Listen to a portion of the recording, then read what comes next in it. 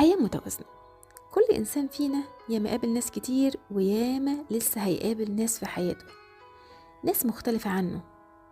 في منهم ناس هتقدم لك الدعم والتشجيع والثقة بالنفس، هتساعدك ان انت تنجح وتحقق اهدافك وطموحاتك، حتى لو بالنصيحة الطيبة والأقوال المحفزة. وبرضه هيقابلك ناس من نوع تاني، كل هدفهم يحطموا معنوياتك ويزرعوا الكسل والجزع في نفسك. هم دول بقى الناس السلبية المحبطة اللي احنا بنضطر نتعامل معاهم. وعلشان نقدر نحمي نفسنا من الناس دي، لازم نتجاهلهم تماما وعدم الدخول معاهم في نقاش. ولو احنا اضطرينا نتعامل معاهم، يبقى لازم يكون كلامنا قليل وردودنا بسيطة، ونغير مضمون الكلام علشان ما يأثروش علينا.